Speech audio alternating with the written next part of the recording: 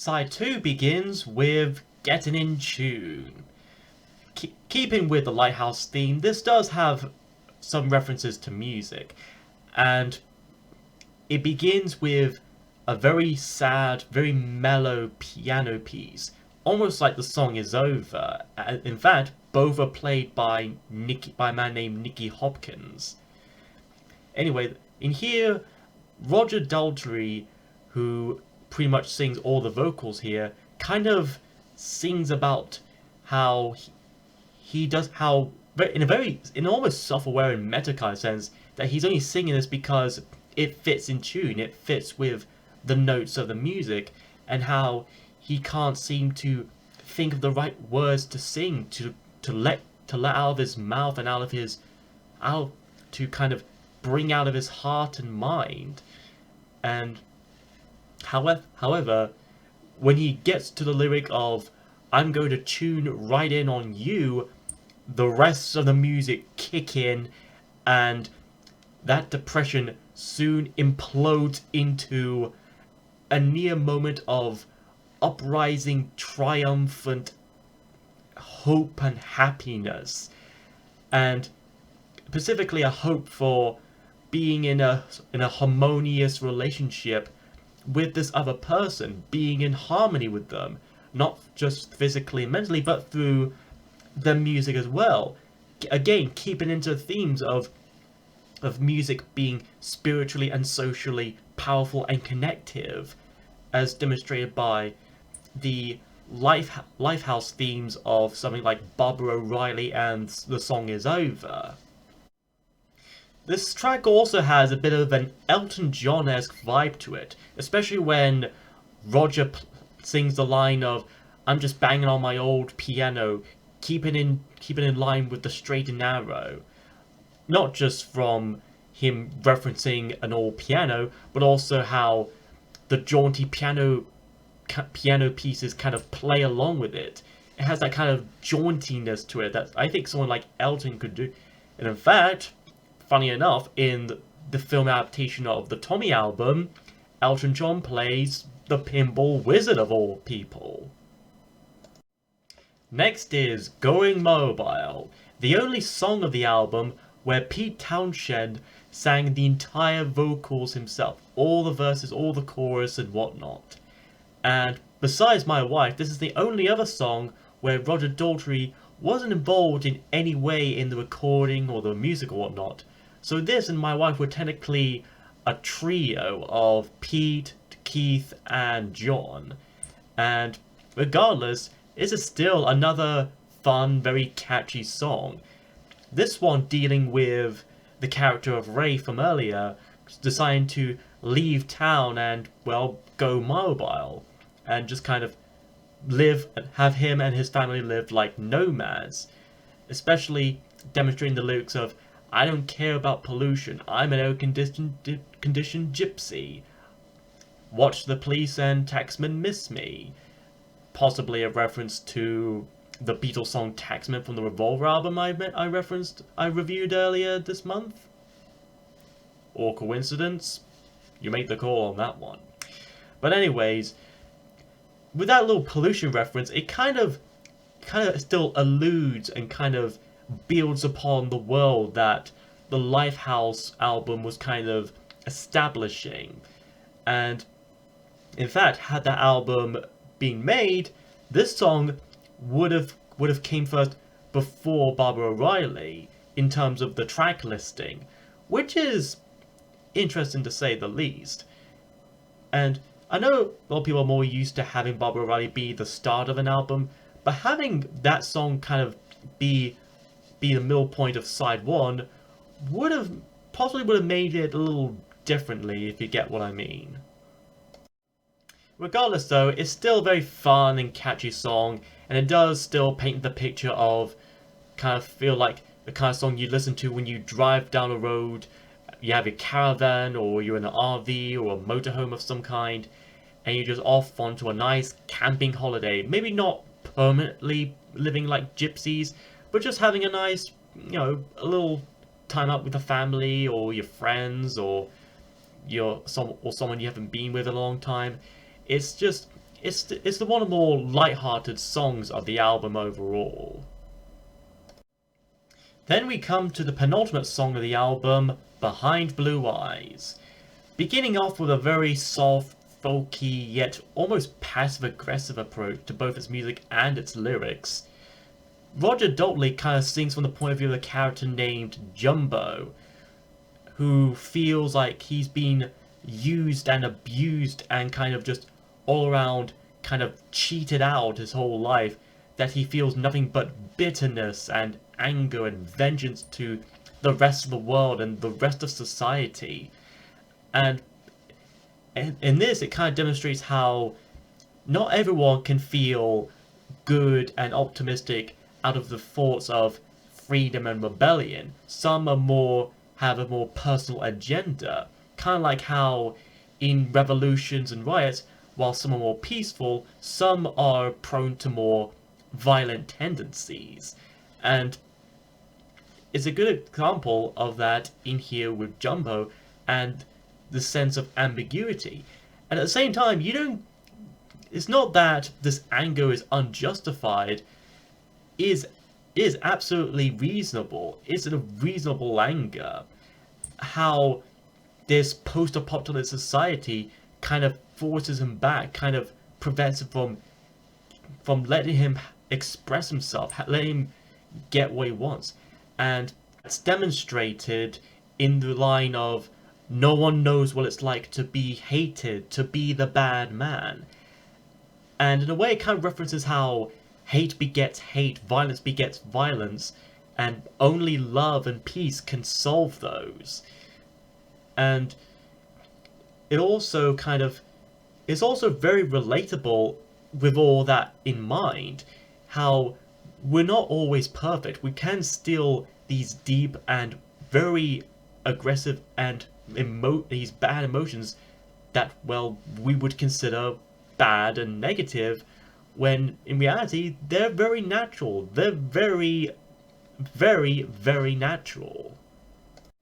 And that feeling of raw emotion culminates when the folkiness kind of transitioned into this hard rock section, almost in a very Queen-esque fashion, with the guitars of Pete Townshend, and how love is vengeance and it's never free, before it eventually dies down again into that folky, harmonious feeling. Almost as if he's let out his feud, he's let out his anger, he's let all his anger, and after all, and once it's all done and done with, he just kind of calms down and finds himself back in reality. As bad and imperfect as it may be, he eventually gets used to it. This Jumbo character will soon find his way to enlightenment.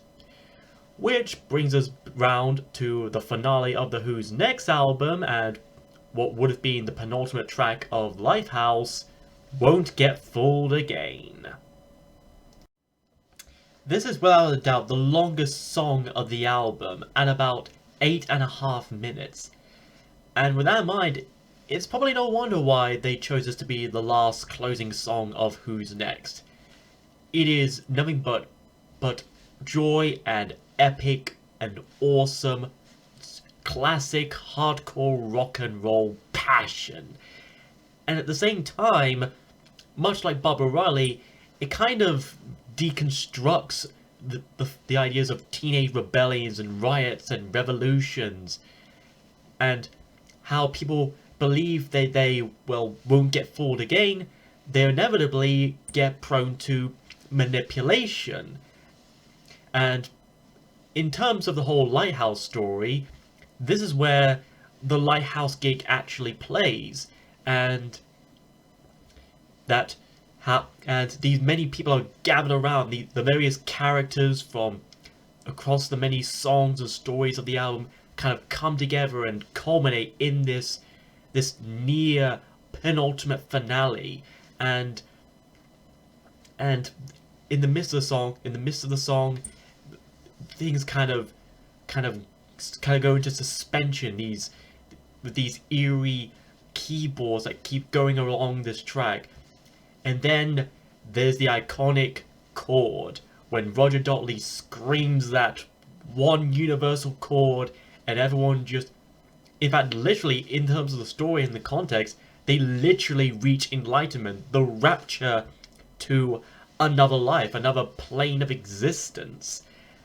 And so in a way, and that is the kind of iconic yell that's definitely Roger at his most passionate, as most glorious. And again, it's no wonder why that piece was used in the openings of CSI Miami, when one of the characters would like play a little, have a little pun or one line or whatnot. Speaking of, I guess you can say that the Who went out on a high note. And I would be playing that bit from The Who's Won't Get Fooled Again if YouTube weren't so inconsistent with their copyright rules and their algorithm bots. So this is just for a joke, just a little gag.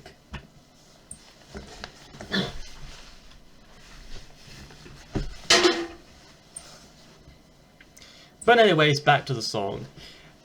This is a worthy finale to Who's Next, and possibly a worthy penultimate song to the Lifehouse song. I can't think of any more words to think of. It is just iconic. Up there with My Generation and Barbara O'Reilly. It's pure awesomeness. I think it's the closest the Who ever gone to a mix of progressive rock and hardcore heavy metal, if even that. And overall, Who's Next is without doubt one of the best albums out there in the history of rock and roll, up there with the likes of Tommy and Quadrophenia. It's still a bit of a shame that Pete never got his Lifehouse concept to come to fruition as he may have wished. But it wasn't without despair or without salvaging. Over time, Pete will eventually release a few recreations of what his Lifehouse album would have been, in works like The Lifehouse Chronicles, and even a spiritual successor with Who Are You? And The Who would still eventually do another concert album afterwards with Quadrophenia. And so in a way, Who's Next does in some way feel like half an album with that context in mind. But even with that, it still doesn't seem to matter anyway, because the songs here are still pure awesome, and they're pure fun and exciting. You still get an overall idea of the story, the setting, the characters, the themes. Is still stitched together so well that it doesn't seem to matter. You still enjoy it, and if you're not in it for the deep themes, you're just in it for the dancing and the rock and roll music, that's there too. It's still that classic Who style, and I can't think of another album that would even come close to it at this day and age. This is an album that is both a product of its time and is both timeless, pure timeless music, and I recommend it to any rock and roll fan, or unless you have already listened to it, listen to it again, because it is worth the appreciation. Who's Next is definitely a great classic album.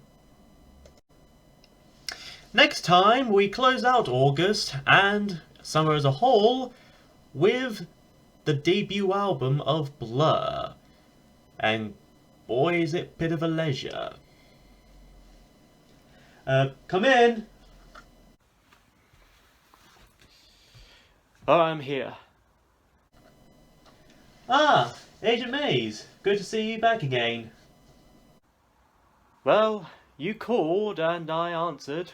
I also suspected you'd be doing a review during that time, so here we are. Yeah, I just finished actually. Perfect timing and all. And hopefully I should still keep this series forward even after like 30, 40, 50 episodes or so. Yeah, maybe so, but hopefully you keep your promise about, me having my own internet show. And yes, I'm still keeping that promise to you, Maze. You'll have your own creepypasta review show and everything by, I don't know, October maybe. At least then, a lot of people will be interested in a lot of spookiness and horror stuff. Yeah, good. Yeah, sure. So what is it you wanted me to know about? Well, just about a week ago, I managed to discover and look into a particular meeting call being made by none other than Big Jack Films himself. Big Jack Films? As in, that Big Jack Films?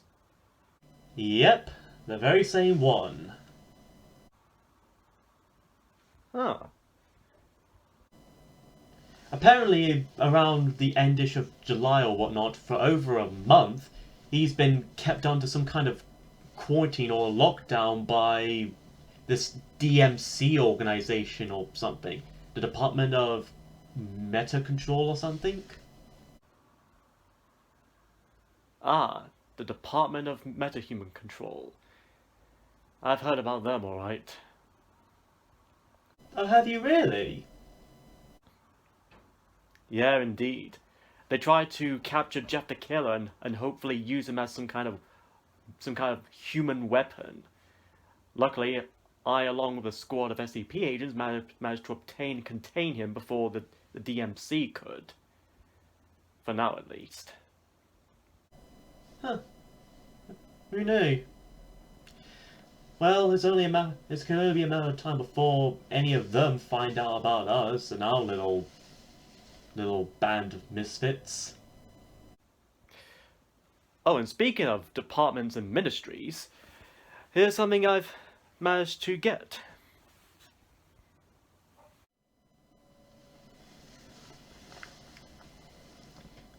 So, what is it exactly? After some time in July, I managed to sneak into Sector 7 and obtain and sneak away with some data. A lot of files regarding a certain MBEs or non-biological entities, as well as organizations, Cobra, Venom, the Red Shadows, even Dr. X. Dr. X? As in that Dr. X? The Dr. X? Oh yes, that Dr. X himself. Oh, man. Well, sometimes I wish I could just help out other people and kind of make myself feel some kind of purpose, but honestly, deep down I just feel kind of useless and helpless. No need to worry about it, Anorak. So, I too share your concerns and potential fear of uselessness. But as an agent of the SCP Foundation, I managed to hold through, and I hope you do so the same. Yet so far you have done so, from what I've seen. Well, hopefully, if we're able to manage to obtain advanced enough tech and as well as upgrading those we already have on our own already, we may hopefully get somewhere. We may help out with other people and maybe get our own advantage in the playing field. Well, it's a good thing that we keep a lookout for each other. Indeed. Most likely thanks to that weird connection we kind of have together as a group. Still trying to figure out how we go around to that kind of weird thing. Okay. Well, if you ever need me for anything, I know you can contact me. And if I need you for anything, I know to contact you too. You're right about that, mate. Maybe we could find out secrets that we may have never known before. Something that we couldn't be able to understand before until now. Possibly in the near future. Alright, I'll see you sometime soon.